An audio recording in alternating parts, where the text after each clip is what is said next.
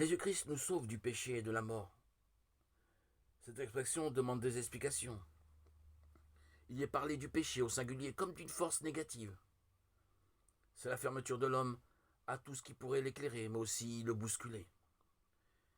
Fermeture à tout appel d'en haut, d'ailleurs. Fermeture à la parole de Dieu. Cette fermeture de l'esprit et du cœur engendre tristesse, scepticisme, pessimisme, destructeur.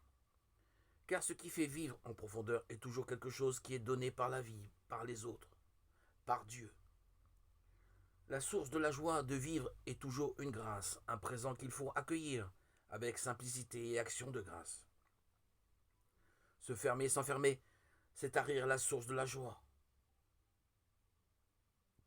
Jésus-Christ est le prophète de Dieu, espérant envers et contre tout. Il est le frère universel donnant sa vie pour ceux qui le détestent, jamais lassé de croire et d'aimer. Jésus-Christ libère celle qui accepte de s'arrêter longuement devant la croix. Il le libère de la haine, du ressentiment.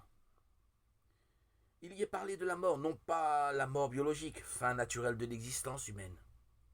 Il s'agit ici de la mort vue par l'homme, comme quelque chose d'absurde puisqu'elle semble être la fin, l'horizon dernier de la vie. Jésus-Christ s'adresse aux croyants, comme il s'adresse à Marie de Magdala dans le jardin du tombeau vide. Pourquoi pleure-t-il? Qui cherches-tu? Jean 20, 15.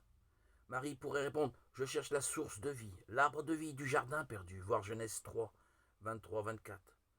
La croix est devenue cet arbre de vie, désormais accessible à tous. La mort n'est plus un passe, mais passage vers la vie. Va trouver mes frères et dis-leur que je monte vers mon Père, qui est votre Père, vers mon Dieu, qui est votre Dieu. Jean 20, 17.